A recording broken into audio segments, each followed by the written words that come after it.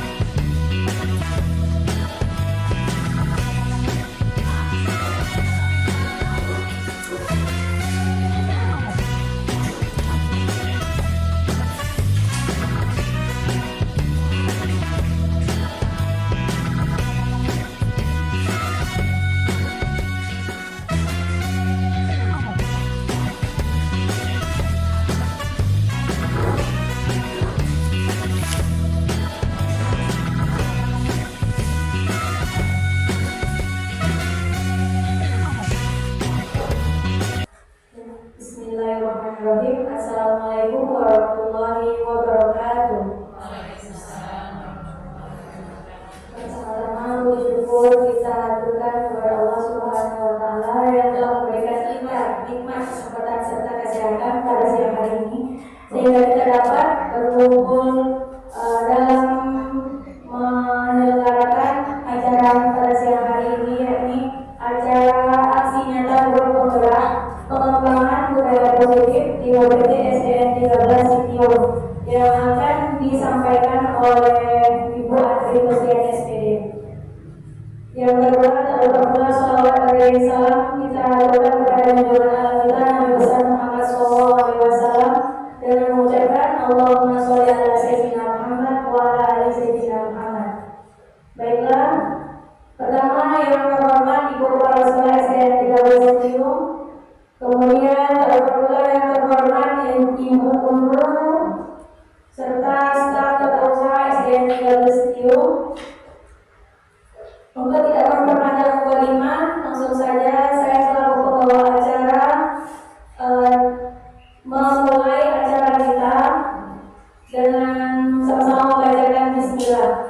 Bismillahirrahmanirrahim. Susunan acara kita pada siang hari ini, yang pertama adalah pembukaan yang sedang berlangsung. Yang kedua, di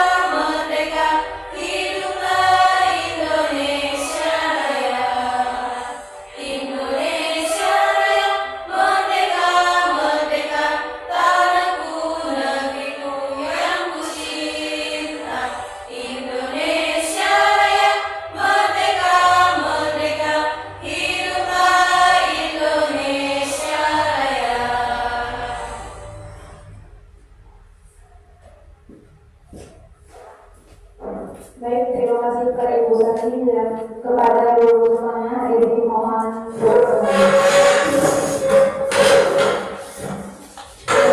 langsung saja kita masuki acara selanjutnya, yakni sambutan dari kepala sekolah SDN 13 Sitiung, yakni Ibu Suharga SPD MMPD. Kepada Ibu dipersilakan. Bismillahirrahmanirrahim. Assalamualaikum warahmatullahi wabarakatuh. Kembali kita bersyukur kepada Allah Subhanahu wa taala yang mana berkat kepada karunia kita dapat berkumpul di ruangan ini dalam rangka aksi nyata pengembangan budaya positif yang akan disampaikan oleh CDP kita itu Adil Supriyani. Kemudian tidak apabila kita minta salawat dari salam pada nabi kita yang Nabi Muhammad Sallallahu Alaihi Wasallam dengan membacakan Allahumma shalli ala sayyidina Muhammad wa ala ali sayyidina Muhammad. Yang pertama terima kasih Ibu Andi Supriyani selaku CDP, kemudian ibu-ibu, guru beserta ibu SDN 13 Sitiung. Baiklah, guru semua, dalam acara ini kita mengharapkan nantinya akan pengembangan budaya positif yang akan disampaikan oleh Bu Andi tadi, agar kita nanti bisa menerapkannya.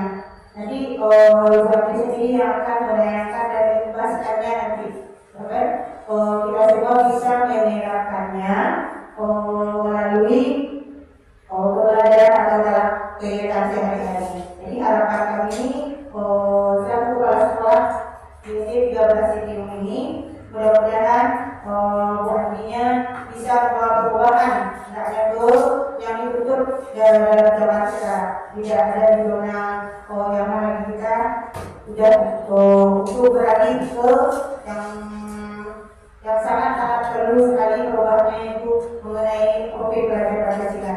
Jadi itu mungkin yang akan disampaikan. Assalamualaikum warahmatullahi wabarakatuh. Baik, terima kasih kami ucapkan kepada Kepala Sekolah SDN 13 Sitiung.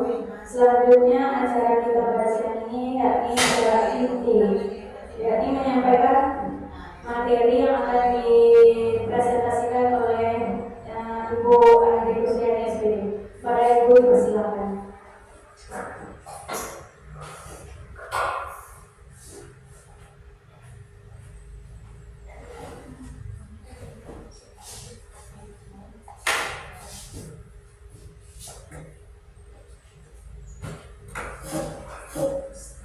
Assalamualaikum warahmatullahi wabarakatuh. Selamat siang Ibu, semoga kita selalu sehat ya. Yang saya hormati Ibu Kepala Sekolah SDN 13 Sitiung, Ibu Haja Suada SPD MPD. Yang saya hormati ibu-ibu, guru beserta staf SDN 13 Sitiung. Syukur alhamdulillah kita ucapkan kepada Allah Subhanahu wa taala. Pada hari ini kita telah memberikan kesempatan untuk dapat berkumpul pada ruangan yang sangat indah ini, itu dalam rangka pengembangan budaya positif. Dan setelah memberikan salam, kita sampaikan buat junjungan kita, yakni Nabi besar Muhammad Sallallahu Alaihi Wasallam. Untuk penyampaian aksi nyata pengembangan budaya positif itu dilaksanakan di SDN 13 Sitiung dengan harapan seperti yang disampaikan oleh Ibu Kepala Sekolah tadi, nanti ada kita ikhlaskan di kelas kita masing-masing. Nah, untuk tahap perkenalan sebenarnya tidak perlu perkenalan lagi karena saya adalah bagian dari SDN 13 Sitiung atau Susiani dengan CDP Angkatan 9 Kabupaten Damastraya. Kemudian untuk meneruskan lebih seru kegiatan kita pada siang hari ini, kita akan coba speaking dulu. Coba semuanya berdiri dulu. Biar lebih seru kita berdiri dulu.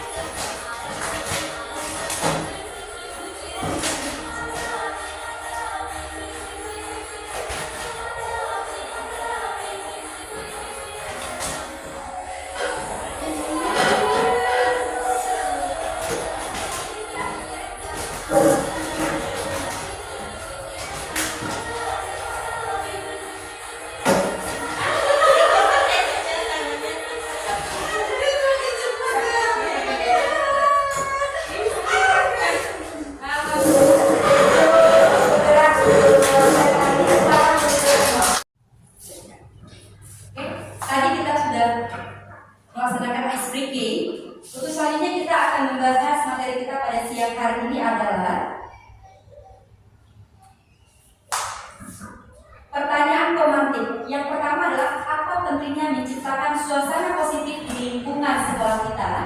Yang kedua, sebagai pendidik, bagaimana kita menciptakan suasana lingkungan yang positif. Yang ketiga, apakah hubungan antara menciptakan suasana yang positif.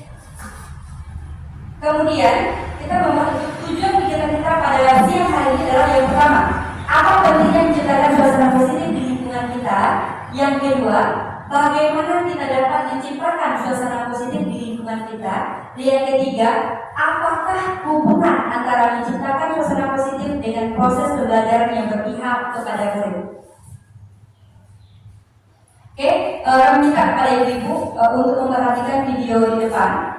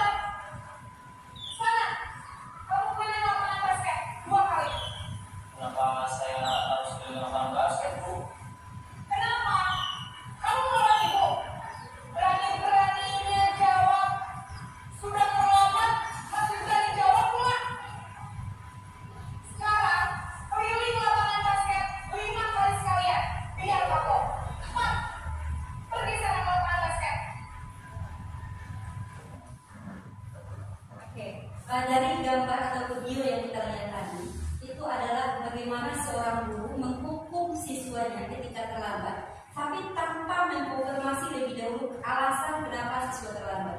Di sini kita lihat posisi menghukum. Yang pertama dilakukan oleh guru adalah menghardik, menunjuk-nunjuk, berkaca pinggang, kemudian membentak, kemudian ada hukuman verbal di sana. Kemudian dampak posisi menghukum, murid menjadi pendendam, tidak menyukai guru dan atau mata pelajaran yang diampu. Kemudian membuat rasa bersalah, suara jemput. Yang dilakukan dengan caranya adalah suara cenderung melembut, tenang, namun kata-kata menyalahkan murid. Guru akan menanyakan hal-hal yang berasa kesalahan ada pada murid dengan membuat guru menderita. Kemudian dampak posisi membuat rasa bersalah adalah membuat murid merasa bersalah, rendah diri dan menarik diri dari lingkungan. Kemudian yang harus diperhatikan juga adalah dampak posisi berteman yang kita lakukan. Murid akan bergantung kepada seseorang atau faktor ketergantungan. Kemudian murid tidak mandiri dan tidak bisa berpikir untuk sendiri, sehingga di lain waktu murid bisa berlaku baik namun hanya kepada orang-orang tertentu. Kemudian posisi pemantau atau monitor. Seorang pemantau akan bersuara datar, tidak emosional, tidak bersegar-gerak ataupun menggunakan suara tinggi, tercipta identitas diri positif atau pasif. Pemantau harus senantiasa memantau pada saat murid diberikan sanksi, maka guru pun harus selalu mengawasi. Guru mengarahkan murid berdasarkan peraturan dalam konsekuensi. Seorang pemantau menunjukkan bahwa tubuh ekspresi wajah yang nampak dan cenderung formal. Kemudian dampak posisi pemantau. Setelah kita akan meminta, di mana murid akan menghitung konsekuensi hadiah tanpa memahami sepenuhnya nilai kebajikan yang terjadi, tidak sepenuhnya mandiri.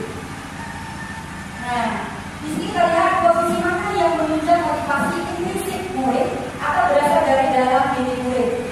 Yang pertama adalah posisi manajer, adalah posisi ideal yang menuju sejak pendidik, karena guru dapat menyerahkan disiplin yang berpihak kepada murid yang memerdekakan murid. Oke, kita ada sedikit dulu. Kita lihat untuk konsentrasi untuk siang hari ini ya.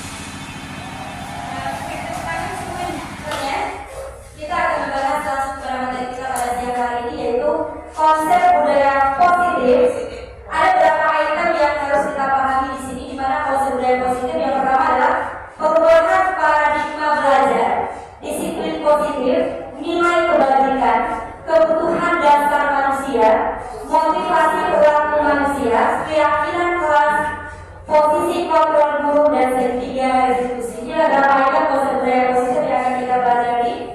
Kemudian di sini pertanyaan adalah apa sih budaya positif itu?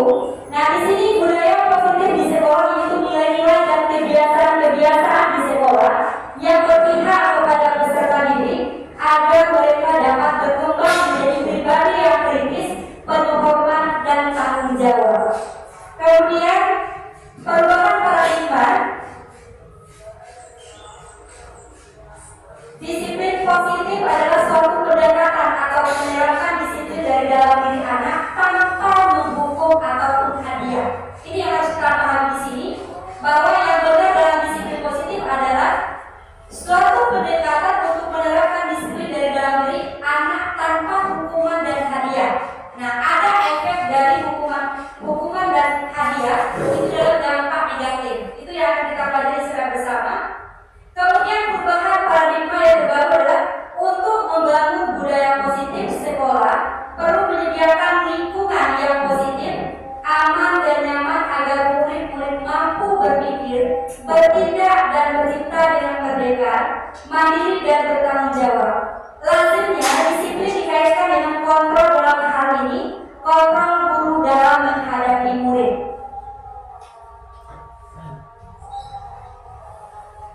Berikutnya adalah pembelajaran paradigma baru. Pembelajaran dalam paradigma baru merupakan pembelajaran yang dirancang berdasarkan prinsip pembelajaran yang berdiferensiasi sehingga peserta didik belajar sesuai dengan kebutuhannya berdasarkan tahap perkembangan sesuai dengan tahap psikologi modern untuk mewujudkan pelajar profil Pancasila.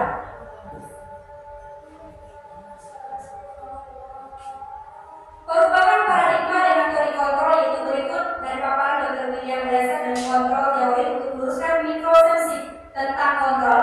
Yang pertama adalah ilusi guru mengontrol murid, kemudian ilusi bahwa kritik dan membuat orang merasa bersalah dapat memperkuat karakter, kemudian ilusi bahwa semua perbuatan positif efektif, bahwa orang dewasa memiliki hak untuk memaksa. Perubahan paradigma stimulus atau respon teori kontrol. Yang pertama adalah bisakah kita mengontrol orang lain? Itu pertanyaannya. Kemudian ada stimulus respons. Kita mencoba mengubah orang agar berpandangan sama dengan kita. Teori kontrolnya kita berusaha memahami pandangan orang lain. Kemudian ada stimulus respon yang kedua, perilaku buruk dilihat sebagai suatu kesalahan. Yang perlu kita ingat dalam kontrol adalah semua perilaku memiliki tujuan. Kemudian orang lain bisa mengontrol saya, hanya Anda yang bisa mengontrol diri Anda sendiri. Kemudian saya bisa mengontrol orang lain, Anda tidak bisa mengontrol orang lain. Kemudian pemaksaan ada pada saat rujukan gagal, kolaborasi dalam kesepakatan dan menciptakan pilihan-pilihan baru. Kemudian ada lagi perubahan paradigma stimulus atau respon teori kontrol. Kita mencoba mengubah. Ini sudah kita paparkan dulu yang ini ada sebagian yang belum dipaparkan. Orang lain bisa mengontrol saya, hanya Anda yang bisa mengontrol diri sendiri. Ini sudah kita paparkan juga tadi. Kemudian ada teori motivasi perilaku manusia. Motivasi eksternal untuk menghindari ketidaknyamanan, hukuman apa yang akan terjadi apabila saya tidak melakukannya. Itu dari eksternal. Motivasi yang dari luar pribadi. Kemudian motivasi eksternal, internal, kemudian untuk mendapatkan imbalan dan penghargaan apa yang akan saya dapatkan apabila saya melakukannya. Kemudian ada motivasi internal, tujuan disiplin positif yang akan kita capai untuk mendapatkan keseimbangan dari orang lain atau institusi. Motivasi internal apa yang akan saya dapatkan apabila saya tujuan disiplin positif saya lakukan. Nah, ini yang akan kita capai untuk peserta didik. Mereka mengharapkan nilai positif apa yang akan mereka lakukan untuk diri mereka sendiri. Kemudian, mengapa tidak peraturan saja? Mengapa harus keyakinan kelas? Nah, ini nanti yang sering kita lakukan dalam pembelajaran ataupun di dalam kelas adalah peraturan, bukan keyakinan kelas. Kita masih bingung antara peraturan dan keyakinan. Kemudian, kenapa kita memiliki peraturan harus menggunakan help bila mengendarai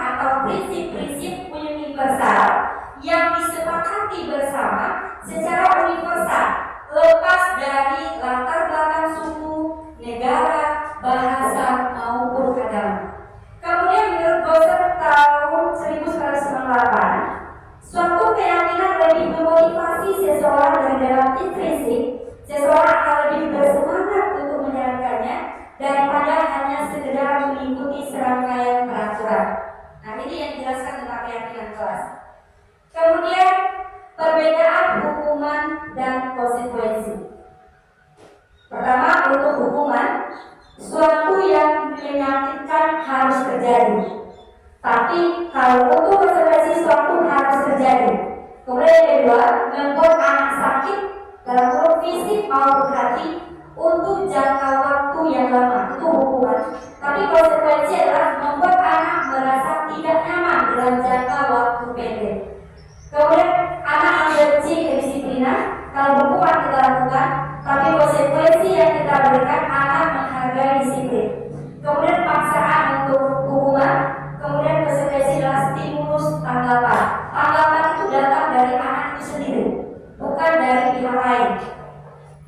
Kemudian kebutuhan dasar manusia. Siapapun itu membutuhkan berapa item ini. Yang pertama adalah kebutuhan bertahan hidup. Dalam bentuk apapun, anak kita akan bertahan untuk mempertahankan dirinya sendiri. Nah, itu adalah kebutuhan dasar manusia. Yang kedua adalah kasih sayang dan rasa diterima. Yang ketiga, penguasaan. Yang keempat, kebebasan. Dan yang kelima adalah kesenangan. Kemudian, apa itu restitusi? Nah, di sini akan kita cara yang kita pakaikan untuk pemecahan masalah dalam pembelajaran kita. Itu adalah pakai restitusi. Di sini dijelaskan restitusi adalah suatu proses menciptakan kondisi bagi murid untuk memperbaiki kesalahan mereka sehingga mereka bisa kembali pada kelompok mereka dengan karakter yang lebih kuat. Jadi setiap kasus yang diselesaikan ataupun yang kita lakukan di kelas itu kita menggunakan restitusi. Nah, kita pelajari lebih lanjut 9 ciri-ciri restitusi.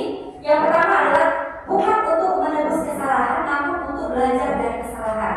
Yang kedua, memperbaiki hubungan. Yang ketiga, tawaran bukan paksaan. Restitusi menuntut untuk melihat tindakan. Yang kelima, restitusi mencari kebutuhan dasar berdasarkan tindakan. Dan yang keenam, restitusi diri adalah cara yang paling baik untuk memperbaiki diri.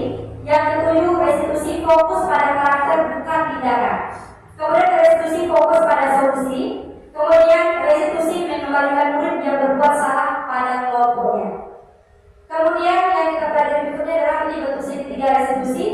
Yang pertama adalah menstabilkan identitas. Yang kedua, validasi tindakan yang salah. Dan yang ketiga adalah menanyakan keyakinan. Ini 3 restitusi yang akan kita pakai dalam menyelesaikan masalah di sekolah.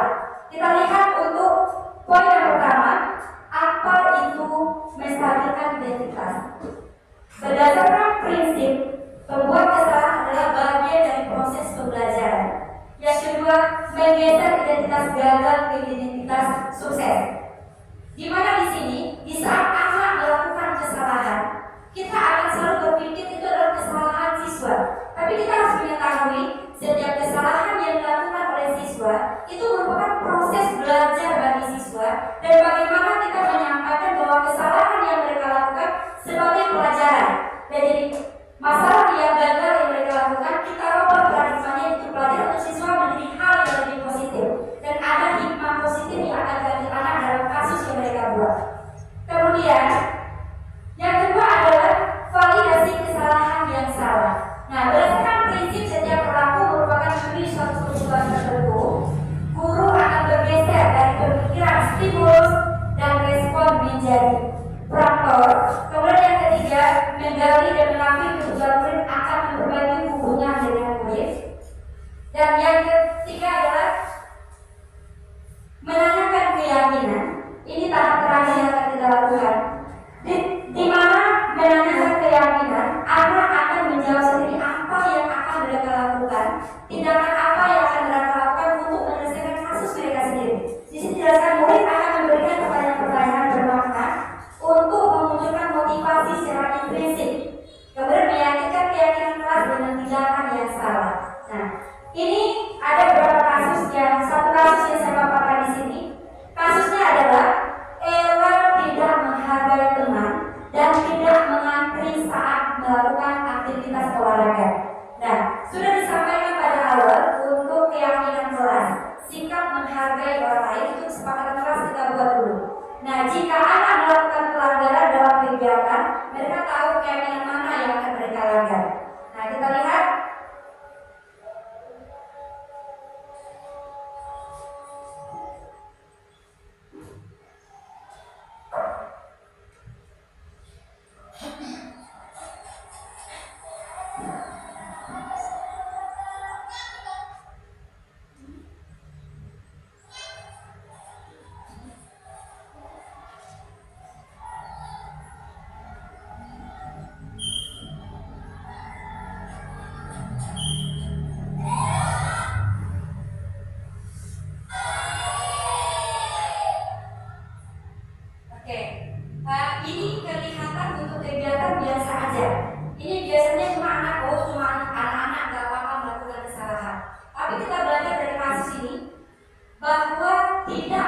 menghargai teman dan mengantri itu adalah kesalahan dalam kesepakatan yang sudah kita ambil di awal pelajaran.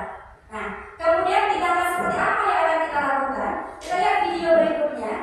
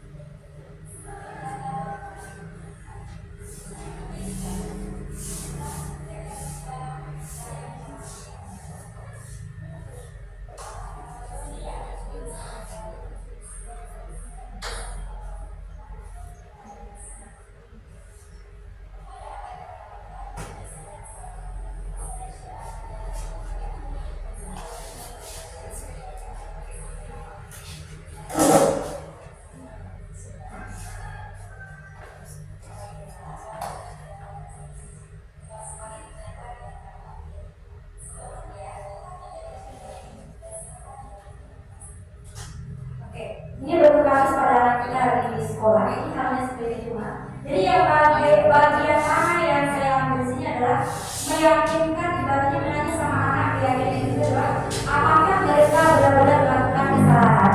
Dan memang di sini meyakinkan saya sudah melakukan kesalahan itu. Kita langsung bertanya lagi, kesalahan apa yang sudah kamu lakukan?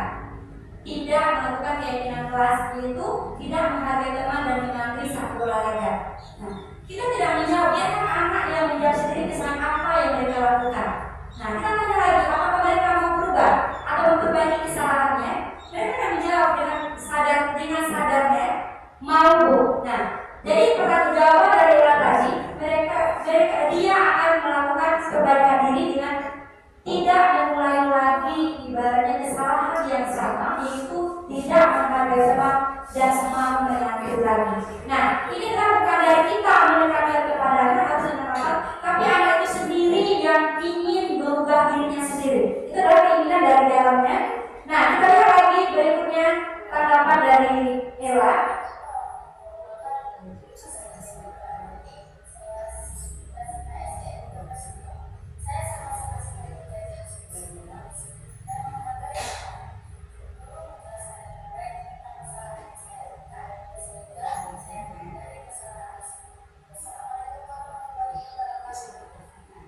Jadi harapan di sini adalah setiap kesalahan, pemecahan masalah atau kasus di sekolah kita tidak pakai intonasi suara yang tinggi, tapi ibaratnya kita hanya meminta anak itu sendiri untuk paham dengan kesalahannya. Nah, di sini kita lihat tujuan dari tiga diskusi adalah dapat membuat menjadi lebih percaya diri, tanggung jawab dan mandiri. Selanjutnya kita akan membahas tentang kesepakatan kelas. Nah, di mana di sini cara membuat kesepakatan kelas? Yang pertama adalah mensosialisasikan tentang kesepakatan kelas. Yang kedua membuat kesepakatan dengan peserta didik. Yang ketiga guru dan murid membuat kesepakatan. Oke, ini adalah bentuk kesepakatan kelas yang dilakukan di kelas 6. Silakan ibu untuk melihat video yang berikut yang sudah saya buat.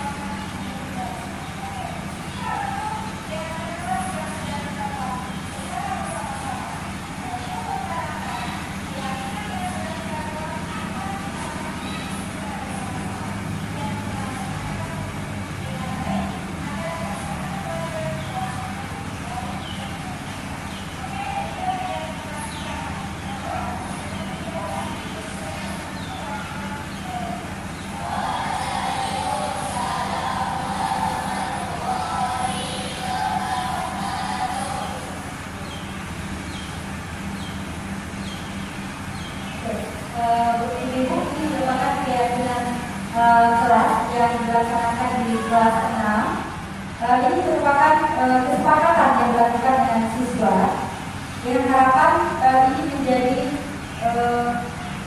acuan bagi anak-anak untuk merubah meyakini keyakinan yang sudah mereka buat dan melakukan pembelajaran dengan sebaik-baiknya. Kita akan coba speaking dulu, coba semuanya berdiri dulu. Biar seru kita berdiri dulu.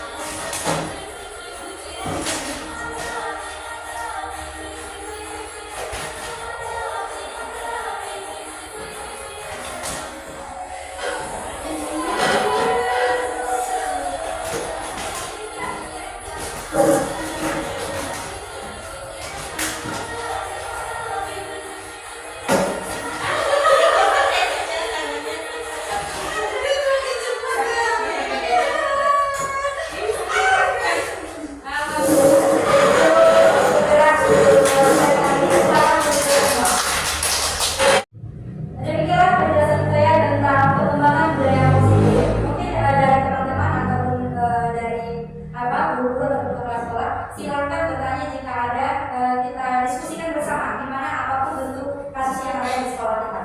Oke, silakan ibu-ibu. Ya, baik kepada ibu-ibu semua, ada yang mau ditanyakan? Jika ada yang ditanyakan, angkat tangan. Oh ya, Bu Sita kepada ibu-ibu bertugas. Oke, silakan Ibu Sipa.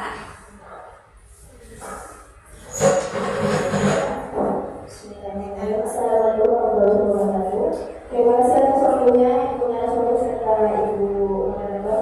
Hanya satu saja pertanyaan dari saya, Ibu Andri. Bagaimana perbedaan antara para kelas dengan kesepakatan kelas? Baik, terima kasih. Assalamualaikum warahmatullahi wabarakatuh. Oke, untuk pertanyaan yang sangat bagus sekali yang sering kita dengar dan pahami dalam kehidupan sehari-hari. Biasanya dalam kehidupan belajar, hukuman itu apa, keyakinan kelas apa. Nah, ibaratnya hukuman atau perintah, aturan biasanya itu hanya terfokus dari atas. Guru menyampaikan, misalnya dalam harus datang ke sekolah jam 7. Itu adalah aturan.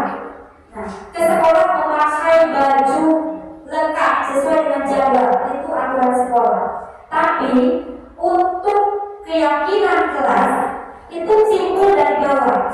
Misal dalam kegiatan kita dalam kelas, kalau di dalam kelas misalnya adalah aturannya harus duduk tenang, rapi dan menghargai orang lain. Nah, itu kata harus itu adalah kata negatif.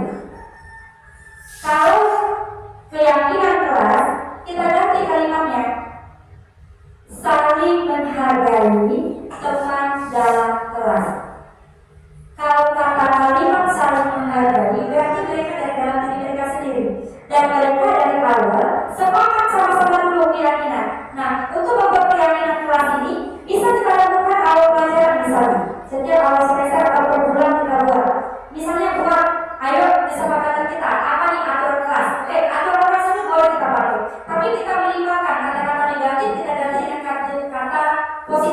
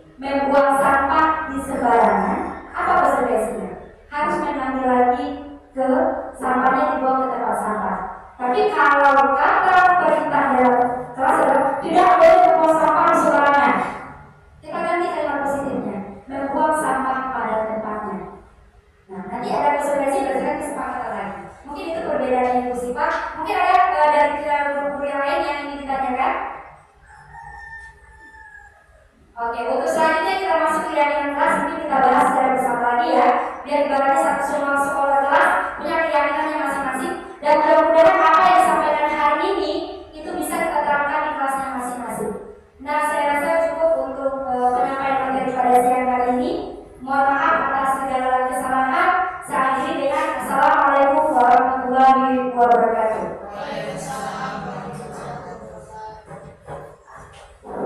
Terima kasih kepada Ibu Andri Presiden SPD yang telah menyampaikan materi yang luar biasa yang semoga kita bisa menerapkan dalam pembelajaran di sekolah kita dan dapat bermanfaat bagi kita dalam kehidupan sehari-hari.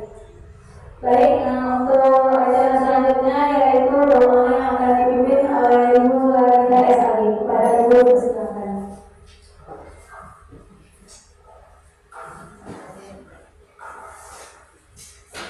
Assalamualaikum warahmatullahi wabarakatuh.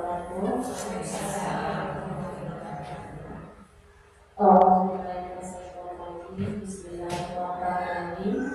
Alhamdulillahirabbil alamin wassalatu wassalamu ala asyrofil anbiya'i wal mursalin wa ala alihi wa sahbihi ajma'in. Ya Allah, ya Tuhan kami, pada hari ini kami berkumpul di sekolah dalam kegiatan aksi nyata guru bergerak pengembangan budaya positif di UPT SD Negeri 13 Tio. Semoga acara ini mendapat berkah dari Allah. Semoga acara ini bisa bermanfaat bagi pendidikan kami di SD Negeri 13 Tio. Ya Allah, ya Tuhan kami, ampunilah dosa kami, ampunilah dosa kami. Rabbana atina fid dunya hasanah wa fil akhirati hasanah wa qina adzabannar. Walhamdulillahi rabbil alamin. Assalamualaikum warahmatullahi wabarakatuh. Baik, dengan diakhiri dengan pembacaan doa, maka berakhir pula acara kita pada hari ini. Dengan untuk acara pada siang hari ini kita bacakan hamdalah alhamdulillahirabbil alamin dan berikan aplaus untuk kita semua. Baik, saya selaku pembawa acara mohon maaf jika ada kata-kata yang belum berkenan. Saya akhiri wabillahi taufiq wal hidayah. Assalamualaikum warahmatullahi wabarakatuh. Assalamualaikum warahmatullahi wabarakatuh. Selamat pagi semuanya. Sehat semua. Alhamdulillah. Pada pagi hari ini kita akan membuat keyakinan kelas kita di kelas 6 selama belajar pendidikan jasmani dan olahraga. Nah, seperti yang kalian lihat di depan, ada dua spanduk yang dibuatkan di sini. Pertama adalah peraturan di kelas 6, yang kedua adalah keyakinan kelas. Nah, untuk peraturan kelas sudah sering kita gunakan dalam pelajaran PJOK dari kelas 1 sampai ke kelas 5. Nah, untuk di kelas 6 kita ganti dengan keyakinan kelas. Karena Ibu lihat pada peraturan kelas 6 sebelumnya itu setiap aturan yang dibuat selalu dilanggar. Jadi tidak ada perubahan dari diri kalian untuk melakukan hal yang positif. Nah, di sini kita ganti dengan keyakinan kelas, di mana keyakinan diharapkan kalian bisa memberikan motivasi kepada diri sendiri, memberikan pemahaman kepada diri kalian untuk melakukan hal kebajikan. Oke, sekarang kita lihat dulu apa aja peraturan yang sudah kalian lakukan atau kita pelajari sebelumnya dan sudah kita lakukan. Coba silahkan tulis di kertasnya masing-masing sesuai dengan tujuan yang sudah Ibu berikan. Silahkan ditulis. Oke, silahkan menulis. Silahkan berpendapat apa aja peraturan yang di kelas kita. Oke, secara bergantian yang sudah selesai. Silahkan tampil peraturan kelasnya di sini. Oke, silahkan. Silahkan ditempelkan. Oke, peraturan kelas. Boleh? Lanjut. Oke, silahkan. Oke, ada menggunakan bahasa Indonesia yang baik dan benar. Oke, bagus. Oke, silakan ditempel. Oke, kerjasamanya sangat baik ya. Oke, silakan tempel di peraturan kelas.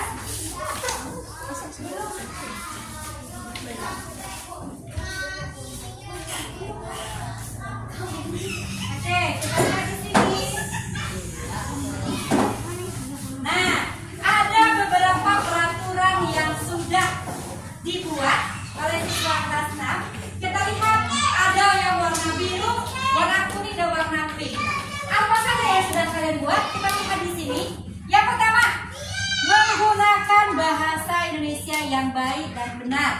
Yang kedua, tidak ribut saat jam belajar. Kemudian, mematuhi guru, harus membersihkan kelas, disiplin saat masuk ruangan, harus mendengarkan guru ketika berbicara, membuang sampah, tidak membantah guru, menggunakan pakaian. Oke, bagus sekali. Berarti maju ke depan dan menyampaikan pendapat. Mengerjakan PR dan mendengarkan guru, menerangkan pelajaran. Oke, siapa yang bisa bantu ibu? Kita mengelompokkan dari peraturan. Satu orang aja. Siapa yang bisa ke depan? Satu orang, Iva bantu ibu ke depan. Oke, sekarang kita kelompokkan dari peraturan kelas yang mendekati satu.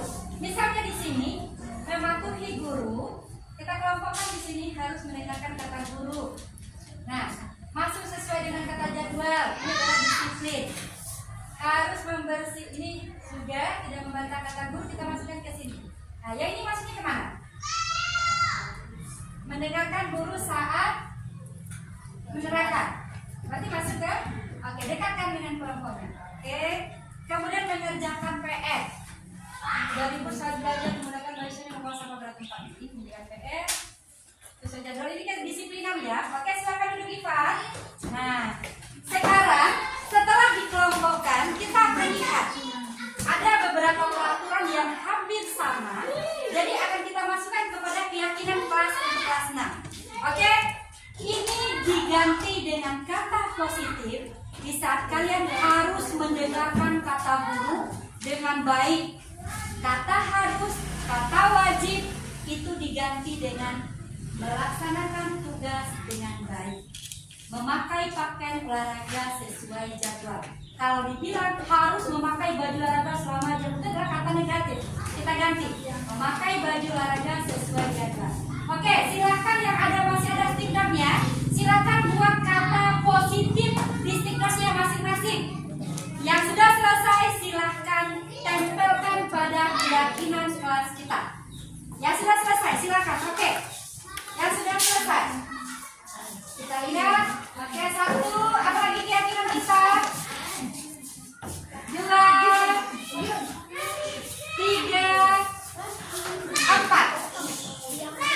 Di bawah aja, lalu sempit. Oke, menghormati guru dan hak. Alhamdulillah sudah 6 keyakinan kelas yang akan kita buat. Yang pertama, sesuai dengan kesepakatan kita bersama.